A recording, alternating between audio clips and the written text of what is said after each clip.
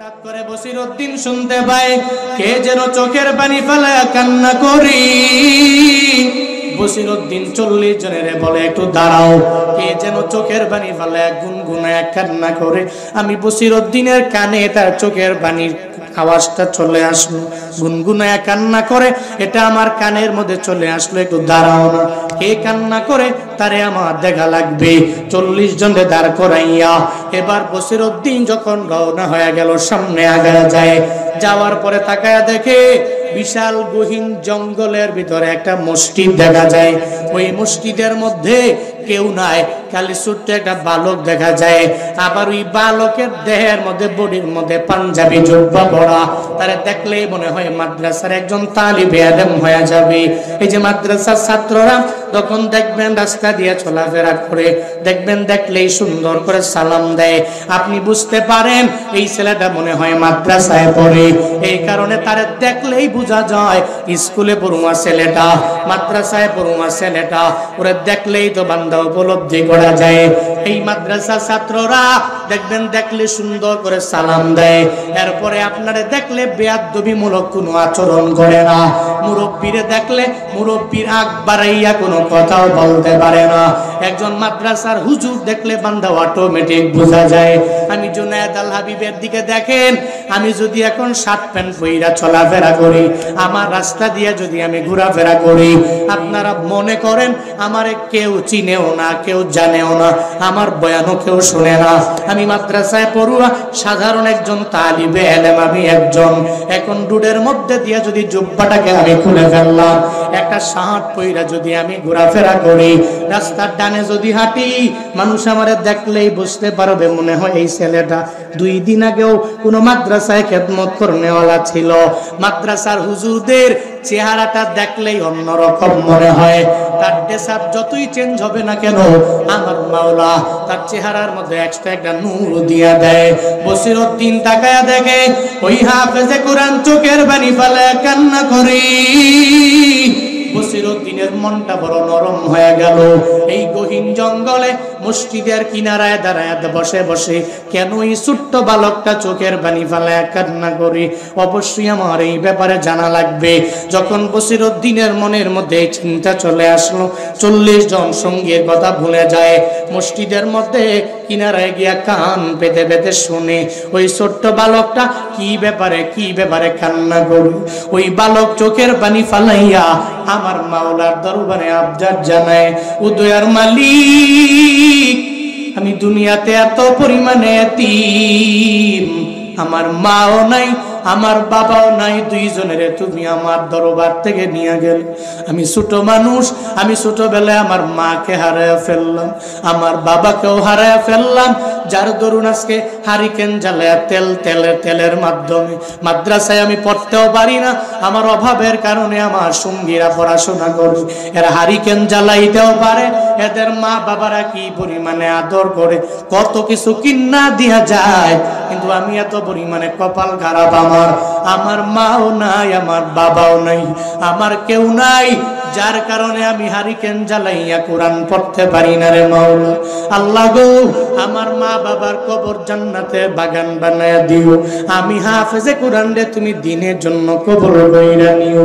আল্লাহ গো, কোরআনটাকে যাতে মুখস্থ করে নিতে পারি, এই কারণে তুমি আমার জন্য একটু তেলের ব্যবস্থা করে দিও।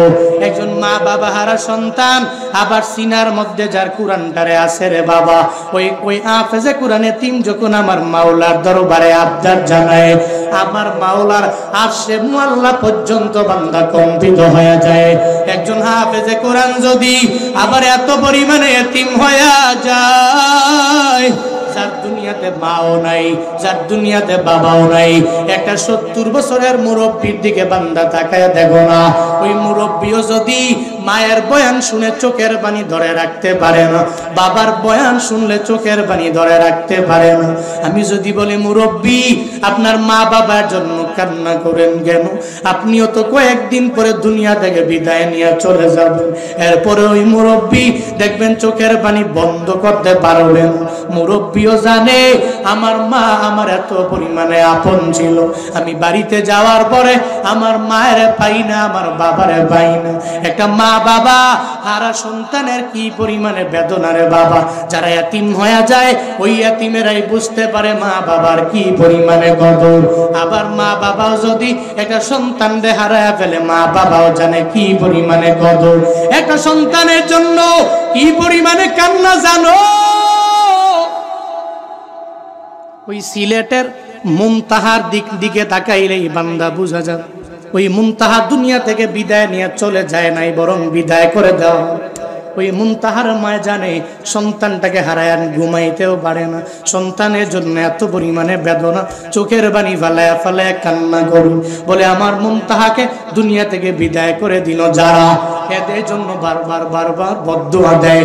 একটা ছোট্ট কন্যা সন্তান যার ঘরের মধ্যে আছে রে, মা বাবা জানে এই সন্তানের প্রতি কি পরিমাণে মায়া। এখন যদি হঠাৎ করে ওই সন্তানের দরবার থেকে মায়ে বিদায় নিয়ে চইলা যায়, অটোমেটিক সন্তানটা চোখের পানি ফালায় কান্না করবে। ওই সন্তানের দরবার থেকে যদি মায়ে বিদায় নেয় অথবা বাবায় বিদায় নেয়, চোখের পানি ফালায় ফালায় কান্না করবে। শায়েখ আহমদুল্লাহ হাফিজাহুল্লাহ এত পরিমাণে একজন দামি আলেমের নাম। আস-সুন্নাহ ফাউন্ডেশনের ফাউন্ডার যিনি, উনি তো আন্দোলনে যারা দুনিয়া থেকে বিদায় নিয়ে চইলা গেল প্রত্যেকটা পরিবারের লাখ টাকা ওনার ফাউন্ডেশন থেকে উনি দিয়া দেয়। উনি দাঁড়ে দাঁড়ে যায় আর পরিবারের দরবারে যায়, ছোট ছোট বাচ্চা যারা এদেরকে সঙ্গে করে নিয়ে আসে এদের দরবার থেকে সাক্ষাৎকার নেওয়ার জন্য। একটা কন্যা সন্তানের উনি দাঁড় করায় বলে, ও কন্যা সন্তান, তোমার বাবা দুনিয়ার মধ্যে আসেনি, জানায়া দাও না। ওই কন্যা সন্তান বলে, শায়েখ আমার বাবা দুনিয়ায় নাই। কে তোমার বাবারে দুনিয়া থেকে বিদায় করে দিল? বলে আমার বাবারে পুলিশ বাহিনীরা দুনিয়া থেকে বিদায় করে দিল। আমার বাবা হকের কথা বলতো। আমার বাবা অফিসের জন্য যখন রওনা, প্রতিমধ্যে যাওয়ার পরে পুলিশের বুলেটের আঘাতে আমার বাবাকে দুনিয়া থেকে বিদায় করে দেয়। বলে ঘটনাটা কেমনে কি? ও ছোট্ট কন্যা সন্তান তুমি জানায়া দাও। ওই কন্যা সন্তান জানায়া দেয়, ও শায়েখ আমার বাবা এত পরিমাণে আমার আপন ছিল। আমি কন্যা সন্তানের প্রতি বাবারা বড় দুর্বল হয়ে যায়। আমি ফজরের নামাজের পরে যখন ঘুম থেকে জাগি, আমার বাবাই সুন্দর করে আমারে ঘুম থেকে উঠায়, এরপরে আমারে ব্রাশ করাইয়া যখন খাবারের প্লেটে নিয়ে যায়, আমার বাবা আমারে লোকমা দিয়া খাওয়াইয়া দেয়। এরপরে আমার বাবা আমারে নিয়ে স্কুলের মধ্যে যায়। স্কুল থেকে আমি চলে আসার পরে, আমার বাবা অফিস থেকে আসার পরে সুন্দর করে আমারে নিয়ে বসে আবার লোকমা দিয়ে আমার বাবা আমারে খাওয়ায়। এরপরে পড়ার টেবিলের মধ্যে আমারে বসায়। আমি পড়াশোনা শেষ করার পরে এরপরে ঘুম পাড়ানি গান গাওয়ায়া খেলাধুলা করার মাধ্যমে আমার বাবা সুন্দর করে আমারে ঘুম পাড়ায়া দেয়। একটা কন্যা সন্তান এভাবে ফুটফুটে কন্যাটা যখন তার বাবার ব্যাপারে বলে, এখন ওই কন্যা বলে, আমি ডানে গেল আমার বাবারে পাই না, আমি বামে গেল আমার বাবারে পাই না, আমার বিল্ডিং এর কোনো কোনায় আমার বাবারে আমি পাই না। একটা মাজলুম ব্যক্তি, আবার যার বিন্দু মাত্র পরিমাণ কোনো গুনাহ নাই, ওই মাসুম কন্যা সন্তানটা যদি আমার রবের দরবারে আবদার জানায়, আল্লাহ গো আমার বাবারে আমার থেকে যারা আলাদা করে দিল, ওই জালেমের দুনিয়া থেকে তুমি বিদায় করে দিও, ওই জালেমের তুমি দুনিয়াতেই লাঞ্ছিত করিও, ওই জালেমের দুনিয়াতে তুমি অপমানিত করিও। ওই মাসলুম যখন বদদুয়া দেয়, আমার মদিনাওয়ালা নবীর ঘোষণা, মাজলুম যখন চোখের পানি ফালাইয়া আমার রবের দরবারে আবদার জানায়, আমার মাওলার আরশে মুআল্লা পর্যন্ত কম্পিত হয়ে যায়। এজন্য আমি মাঝে মাঝে ভাবি, গত স্বৈরাচার এমন ভাবে বিদায় নিল কেন? এদের নামও কেউ নেয় না কেন? এদের নামও নিলে সবাই মায়ের খাবে, ভয়ে নামও নেয় না। এটা কেন হলো রে? বলে এই মাজলুমের বদদুয়া আমার মাওলার দরবারে পৌঁছায়া গেল। একটা মাজলুম যখন চোখের পানি ফালাইয়া আমার রবের দরবারে আবদার জানায়, হে মালিক, শহীদ আবু সাইদের মা আবদার জানাইলো, আল্লাহ গো আমার আবু সাইদ রে দুনিয়া থেকে যারা বিদায় করে দিল, এদের বিচার তুমি দুনিয়ার মধ্যে দেখায়া দিও। শহীদ মুফদের মা আমার মাওলার দরবারে আবদার জানাইলো, আল্লাহ গো এদের দুনিয়ার মধ্যে তুমি বিচার দেখায়া দিও। আল্লাহ কয় মাজলুম একবার দোয়া করে আমি রব কবুল করি না, দুইবার যখন দোয়া করে আমি রব কবুল করলাম না, তিনবার যখন দোয়া করে দেয় আমি রব হয়তো কবুল করলাম না। হঠাৎ করে আমি রব ওই মাজলুমের দোয়াটা এমন ভাবে কবুল কইরা নিলাম, বারবার ফেরাউন দৌড়ায়, আমি আল্লাহ ফেরাউনের ধরলাম না, নীল নদে ডুবাইয়া মারলাম। নমরুদ বারবার আমি রবের সাথে যুদ্ধের জন্য আগে যায়, ইব্রাহিমের মারার জন্য যায়, ইব্রাহিম নবীরে আগুনে ফালাইয়া দেয়। আমি আল্লাহ নমরুদরে বারবার ধরি নাই, একটা ল্যাংড়া মশার মাধ্যমে আমি আল্লাহ দুনিয়া থেকে বিদায় করলাম। আমার মায়ার নবীর সাথে আবু জাহালের দিকে তাকায়া দেখ, ওই আবু জাহাল এত পরিমাণে আমার নবীর সাথে কি পরিমাণে অন্যায় করলো, বারবার নবীরে কষ্ট দেয়। ওই আবু জাহাল আমার মাওলা বারবার ধরে নাই, হঠাৎ করে ধরলো, এরপরে আবু জাহালও দুনিয়া থেকে বিদায় করে নিল। আল্লাহ কয় আমি আল্লাহ ধরি ধরি ধরি না, যখন ধরি তখন একটারেও হারিকেন দিয়া খুঁজে পাওয়া যাবে না, ঠিক কিনা? আল্লাহর মায়ের দুনিয়ার কথা বলে না কেন, আল্লাহর মায়ের দুনিয়ার মায়ের রব ধরে না, ধরলে ছাড়ে না। বাস্তবতা এটাই। মাজলুম এতিম জীবনে কোনোদিন এদের কষ্ট দেওয়া যাবে না, এদের চোখের পানি রব বৃথা ফালায়া দেয় না। একদিন, দুদিন, 3 দিন, 5 দিন, একদিন কবুল হবে। মাজলুমের দোয়া আমার রবের দরবারে কবুল, নবীর ঘোষণা। বলতেছিলাম এতিমটা চোখের পানি ফালায়া ফালায়া কান্না করে, আল্লাহ গো আমার মা বাবা কেউ নাই, আমি বড় এতিম, আমি মা বাবারে হারায়া বড় এতিম হয়ে গেলাম, তেলও কিনতে পারি না, হারিকেন জ্বালাইতে আমি পারি না, যার কারণে কোরআন পড়তে পারি না। চোখের পানি ফালায়া ফালায়া যখন কান্না করে, দেখবেন মাঝে মাঝে একটা কোমলমতি বাচ্চাও যদি চোখের পানি ফালায়া কান্না করে, আপনি তার কান্না দেখে নিজের কান্নাটাও ধরে রাখতে পারবেন না। এই যে মাদ্রাসার তোলা বা যারা হুফাজে কোরআন, হাফেজে কোরআন মাদ্রাসায় পড়াশোনা করে, এই হাফেজে কোরআন চোখের পানি ফালায়া যখন কান্না করবে, আপনিও দেখবেন অটোমেটিক চোখ দিয়া পানিগুলো গড়ায়া গড়ায়া পড়ে। বন্দারে হাফেজে কোরআন যখন চোখের পানি ফালায়া কান্না করে, বসিরউদ্দিন এত বড় ডাকাত, এরপরেও বসিরউদ্দিনের চোখ দিয়া গড়ায়া গড়ায়া পানি পড়ে। বসিরউদ্দিন মসজিদে ঢুকে যায়, আর যাওয়ার পরে ওই এতিমের সামনে গিয়া বসিরউদ্দিন বলে, এতিম রে কেন চোখের পানি ফালায়া কান্না করো, তোমার কি ঘর নাই, বাড়িও নাই? ওই হাফেজে কোরআন জানায়া দেয়, বসিরউদ্দিন এই দুনিয়াতে আমার মাও নাই, আমার বাবাও নাই, আমার ঘরও নাই, আমার বাড়িও নাই, আমার মায়ার নবী বড় এতিম। বসিরউদ্দিনের ওই নবীর এতিমের ঘটনা আমার মায়ার নবীর মনে পড়ে গেল। রহমাতুল লিল আলামিন এতিমরে দেখলেই ধইরা নিয়া নিয়া আমার মায়ার নবী চলে যাইতেন আয়েশার ঘরে। উম্মাহাতুল মুমিনিন আয়েশার ঘরের মধ্যে আমার মদিনাওয়ালা নবী নিয়ে গেলেন। হঠাৎ একদিন মসজিদে নববী থেকে বের হয়ে যখন হুজুরার দিকে আমার নবী যায়, যাওয়ার পথে তাকায়া দেখে অনেকগুলো শিশুরা মাঠের মধ্যে খেলাধুলা করে। একটা শিশু খেলেও না, গায়ের মধ্যে কোনো ড্রেস নাই, খেলার মাঠের পাশে দাঁড়াইয়া চোখের পানি ফালায়া ফালায়া কান্না করে। মায়ার নবী গিয়া বলে, এই ছেলে, সব বাচ্চারা খেলে, তুমি কেন এখানে দাঁড়ায়া দাঁড়ায়া চোখের পানি ফালায়া কান্না করো? ওই ছেলে বলে, হুজুর আমার মা বাবা কেউ নাই, আমার মতো এতিম দুনিয়ায় কেউ নেই, আমার ঘরও নাই, আমার বাড়িও নাই, দুনিয়াতে আমার কিচ্ছু নেই। নবী বলে, আয় আয়, আমি তোরে সঙ্গে করে নিয়ে যাব। আজকে থেকে তুই আমারে বাবা বলবা, আমার স্ত্রী আমার বিবি আয়েশারে আম্মা বলবা। নবী তারে সঙ্গে করে লয়া রওনা হয়ে গেল।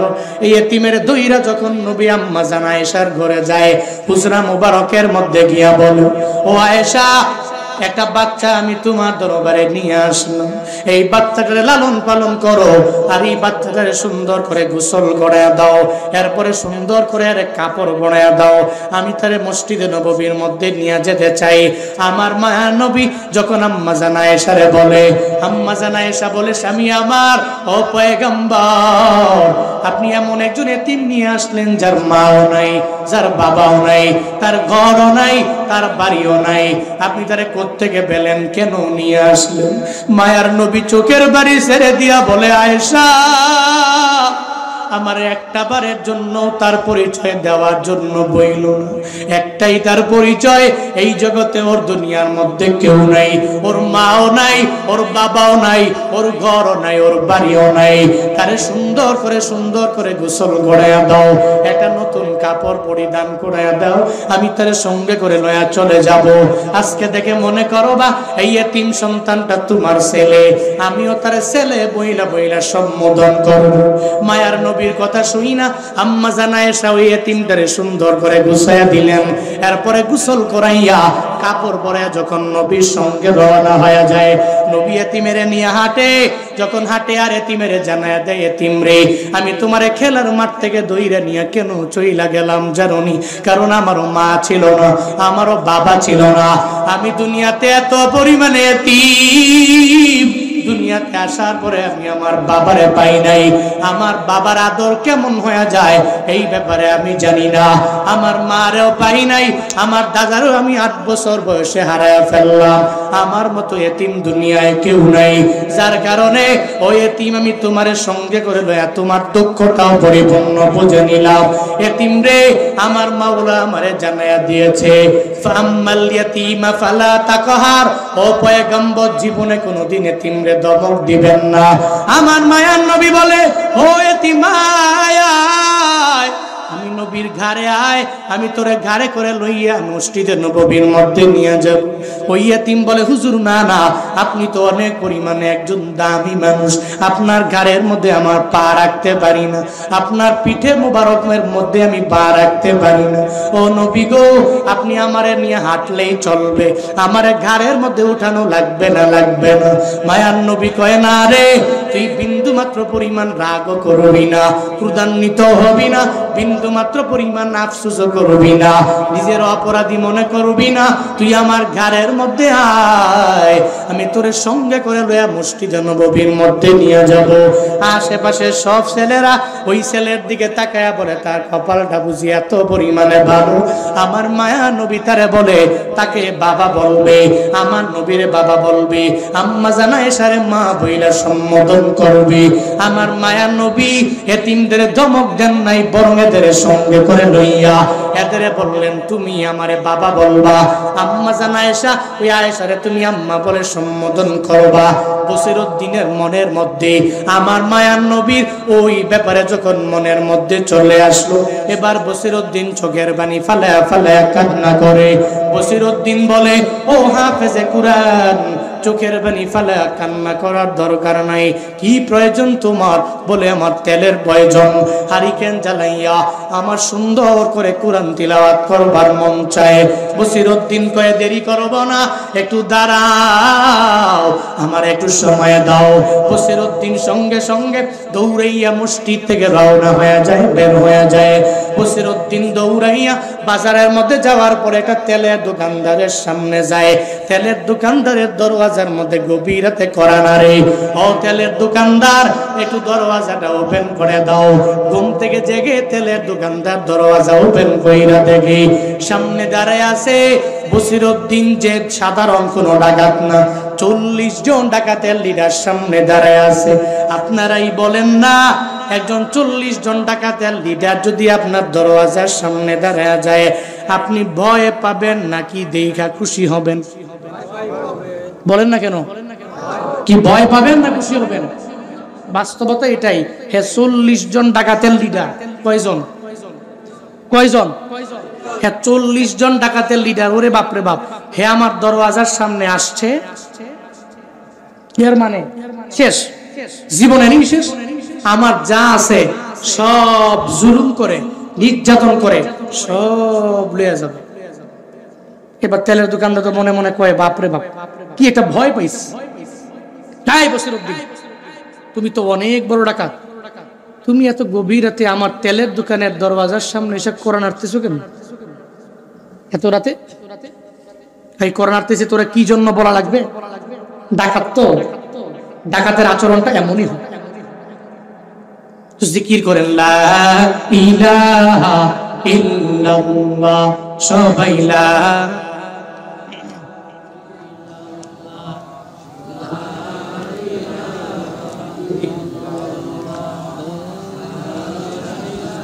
ইল্লাল্লাহ, লা ইলাহা।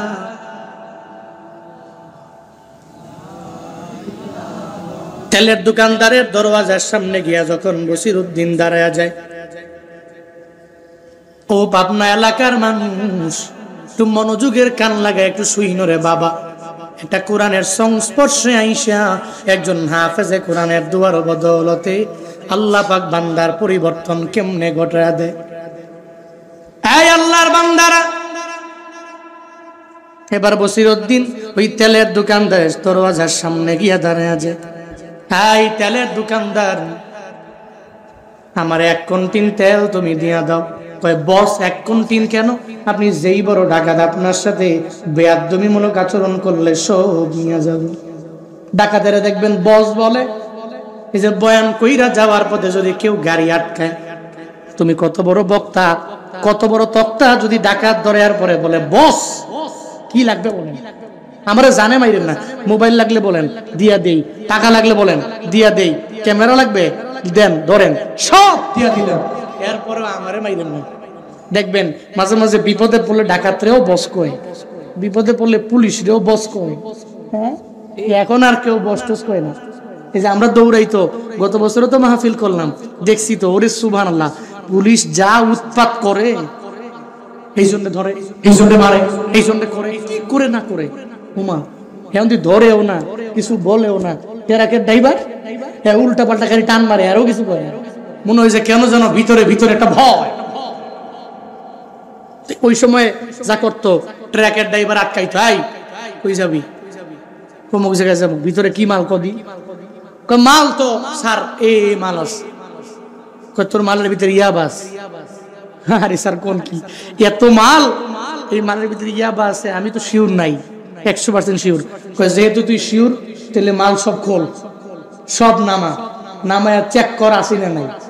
স্যার কোন কি এতগুলা মাল, আমি নামামু কেমনে, আবার যদি না থাকে তাহলে আমার কি দিবেন, কোন হুদাই ফাও ফাও আমার সময় নষ্ট করতেছেন, বেটা 500 টাকা দে, বুঝলেন, ধর বেটা 500 টাকা দে, বুঝছ না কে, মানে এর কথাই হলো এই যে ব্রেক দিছে, এটা থামাইছে, 500 টাকা দে, মূলত উদ্দেশ্য এটা কিসের ইয়াবা।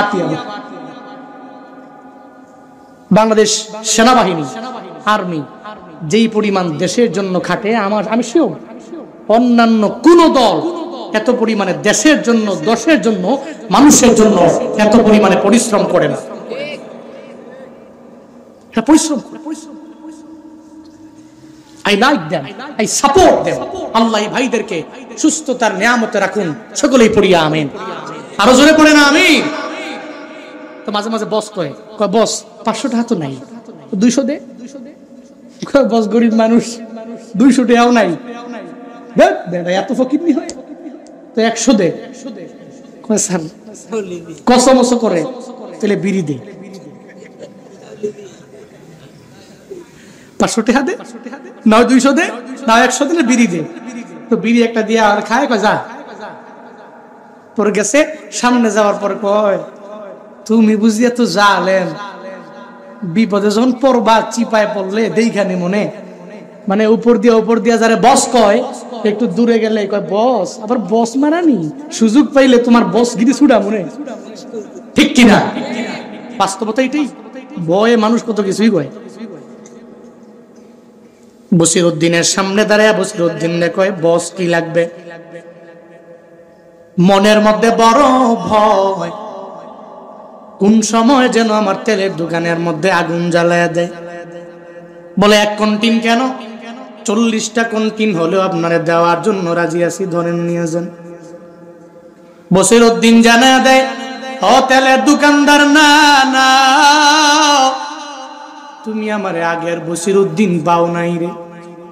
তেলের কন্টিন 40টা লাগবে না, আমার কাছে একটা কন্টিনের টাকা আছে, ধরো ধরো, এই 1 কন্টিনের টাকা তোমার কাছে দিয়া দিলাম। একটা কন্টিনের টাকা রাইখা আমার একটা কন্টিন তেল বোতল আমারে দিয়া দাও। কয় বস অসুবিধা নাই, ধরেন ধরেন দিলাম, এবার টাকাটা দিয়া দেন। আবার কয় বস কোথায় যাবেন, কোন জায়গায় নিয়ে যাবেন, একটু আমার ঘাড়ের মধ্যে উঠাইয়া দেন। আমি ঘাড়ের মধ্যে উঠাইয়া যেই জায়গায় আপনি যাবেন ওই জায়গায় আমি পৌঁছাইয়া দিব। বসিরউদ্দিন কয়, না রে, তুই আমার আগের বসিরউদ্দিন পাও নাই, আমি আর আগের বসিরউদ্দিন নাই। এই তেলের কন্টিনটা তোর ঘাড়ের মধ্যে ওঠানো লাগবে না, তোর মাথার মধ্যে ওঠানো লাগবে না। এই তেলের কন্টিন তুই আমার ঘাড়ের মধ্যে দাও, আমার মাথার মধ্যে উঠাইয়া দাও। কারণ একজন হাফেজে কোরআনের মায় আমি পড়ে গেলাম, একজন হাফেজে কোরআনের দয়ায় আমি পড়ে গেলাম। তার কথা শুই না আমার মনটা এত পরিমাণে নরম হয়ে গেল। এবার তেলের কন্টিনটা বসিরউদ্দিন যখন মাথার মধ্যে নিয়ে দৌড়ে যায়, মসজিদের মধ্যে যাওয়ার পরে যখন মসজিদের দরওয়াজা দিয়া ঢুইকা দেখে হাফেজে কোরআনটা চোখের পানি ফালায়া আমার মাওলার দরবারে আবদার জানায়, আল্লাহ গো, যে একা লোক তুমি এই গভীর রাতে আমার দরওয়াজায় পাঠাইলা, আল্লাহ গো, আমি বড় এতিম, আমার কেউ নাই, আমি এত পরিমাণে এতিম, আমি গরিব মানুষ, তবে হাফেজে কোরআন হওয়ার জন্য বড় চেষ্টা করি রে মাওলা। আমি তোমার দরবারে আবদার জানাইলাম গো আল্লাহ, যেই লোকটা এই গভীর রাতে আমার জন্য তেলের জন্য তেল আনার জন্য বাজারে দৌড়ে গেল, তুমি জামানার শ্রেষ্ঠ ওলি তারে বানায়া দাও, তোমার বন্ধু তুমি তারে বানায়া নাও রে মাওলা। ওই ছোট্ট হাফেজে কোরআন আমার রবের দরবারে দোয়া কইরা দেয়। এবার বসিরউদ্দিন তেলের কন্টিনটা নিয়ে বলে, হাফেজে কোরআন রে, আমি তোর জন্য নিয়ে আসলাম এই কন্টিনটা, ধর ধর, এই 1 কন্টিন তেল আমি তোরে হাদিয়া দিয়া দিলাম, একটু মাদ্রাসায় চলে যাও, আমি বসিরউদ্দিনের জন্য একটু দোয়া কইরা দাও।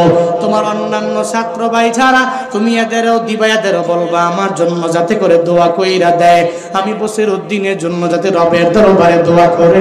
এবার বসিরউদ্দিন এই কথা বলার পরে ওই ছোট্ট বাচ্চাটা তেল পাইয়া আনন্দ চিত্তে মুনাজাত ধরে রবের দরবারে আবদার জানায়, ও দয়ার মালিক, যেই লোকটাই গভীর রাতে আমার দরওয়াজায় আসলো, আল্লাহ গো, তুমি তারে বেঈমান বানাইয়া কবরের মধ্যে নিও না, তারে তোমার বন্ধু না বানাইয়া কবরের মধ্যে নিও না, তার হিদায়াত নামক দৌলতটা তুমি দিয়ে দিও। হাফেজে কোরআন যখনই দোয়া করে বুলেটের মতো আমার মাওলার দরবারে পৌঁছায় যায়।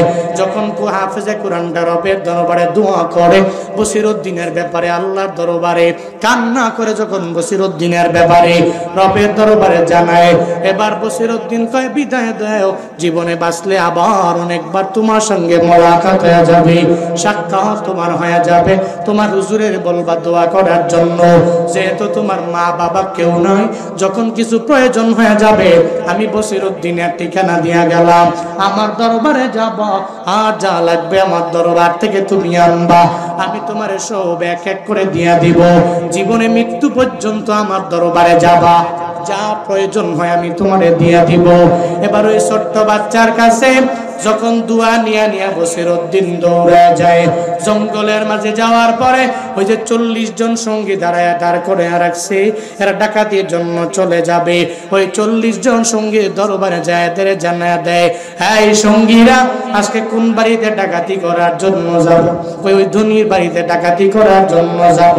কয়ে দাঁড়াও, ডাকাতির জন্য তোমরা যেতে পারো, আমি বসিরউদ্দিন আর যেতে পারি না, আমার এটাই কানসু ডাকাতি করার জন্য, তোমরা 40 জন দাঁড়ায় আছো আমার জন্য, আমারে না নিলে ডাকাতি হবে না, আমারে না নিলে পরিপূর্ণ তোমরা প্ল্যানও বসতে পারবা না।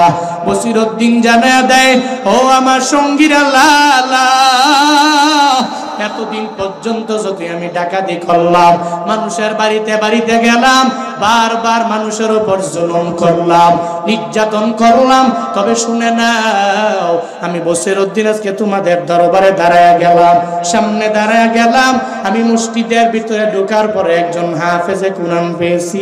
ওই হাফেজে কোরআনের দোয়া মনে হয় মাওলার দরবারে কবুল হয়ে গেল। আমি আর যেতে চাই না, আমার বিদায় দাও। আমি আর জীবনে কোনোদিন কোনো মাদ্রাসায়, কোনো জায়গায়, কোনো বাড়িতে আমি জুলুম করার জন্য যাব না, ডাকাতি করার জন্য যাব না। আমি মানুষের উপর আর অন্যায় ভাবে অবিচার করব না, আর মানুষের মাল লুণ্ঠন করে আমার বাড়ির মধ্যে নিয়ে যাব না। আল্লাহ যাতে করে আমারে মাফ করে দেয়, আমারে বিদায় দেয়, আমি আমার বাড়ির মধ্যে চলে যাব, আমার ডাকাতির জন্য যাব না।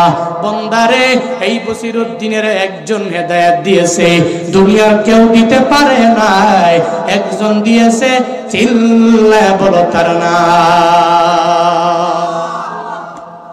কে দিছে? আল্লাহ। কে দিছে হেদায়েত? হে মিয়া, রব কোন একটা মাধ্যমে বন্দারে হিদায়াত দেয়। বসিরউদ্দিন কয় আমারে বিদায় দিয়া দাও, আমি বাড়ি যাব। 40 জন সঙ্গীরে বিদায় দিয়া এরপরে বসিরউদ্দিন দৌড়ায়া যায়।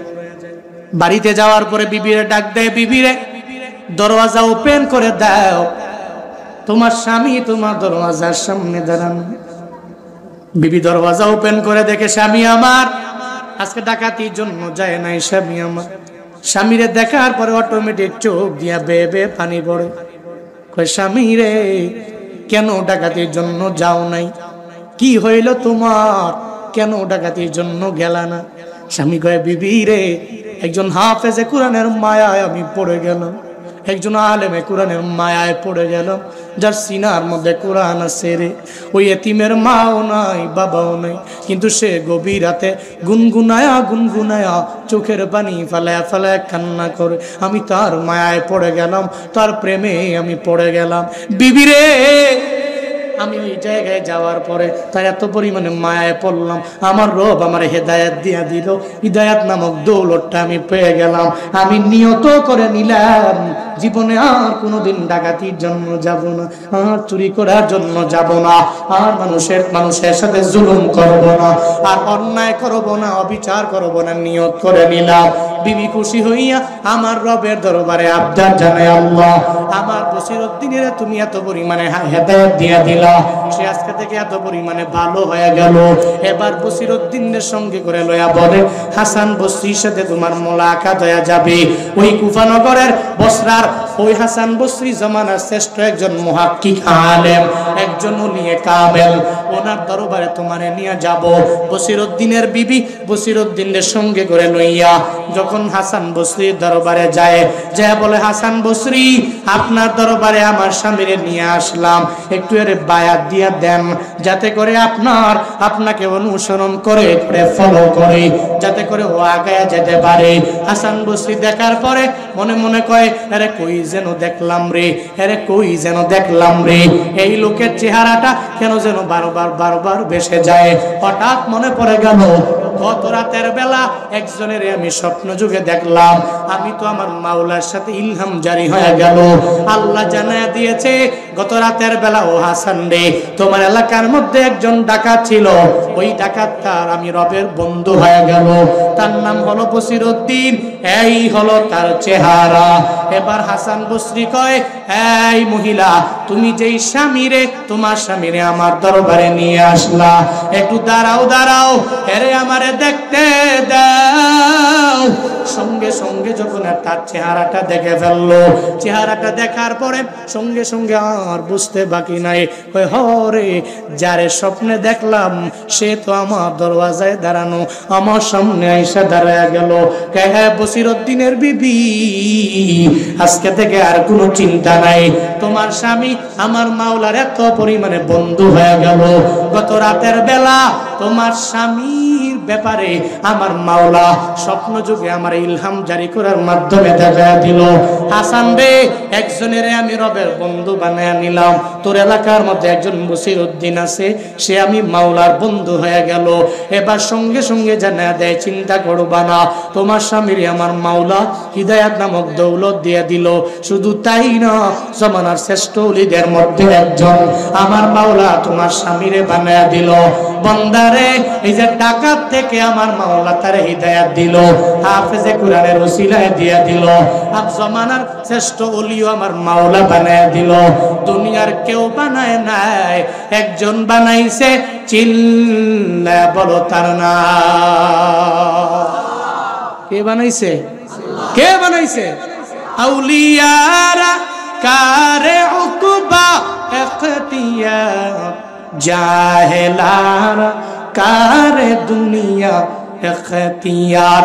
মাইলে মুমিন সুয়ে মুমিন মিশাওয়াত, মাইলে কাফির সুয়ে কাফির মিশাওয়াত। সোহবতে সালেহ তোরা সালেহ কুনাত, সোহবতে তালেহ তোরা তালেহ কুনাত। হাফেজে কোরআন বসিরউদ্দিনের জন্য দোয়া করার কারণে আমার মাওলা বন্ধু বানায় নিল।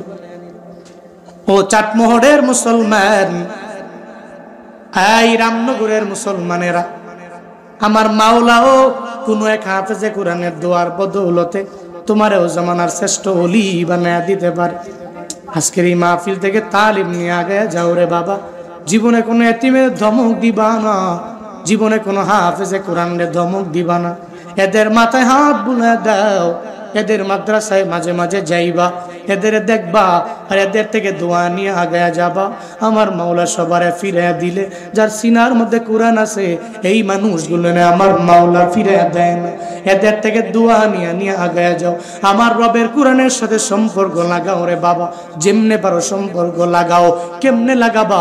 হুজুর আমি নিজে পড়তে পারি না, আমার ছেলেও পারে না, আমার মেয়েও পারে না, কেউ পারে না, কিন্তু হুজুর গো আমি মাদ্রাসার মধ্যে খেদমত করি, ওই মাদ্রাসার সভাপতি আমি আছি, ওই মাদ্রাসার সহসভাপতি আমি আছি, কমিটি বৃন্দের মধ্যে একজন আছি, আমি এদের দেখাশোনা করি, মাঝে মাঝে দান চাইলে আমি দিয়া দেই।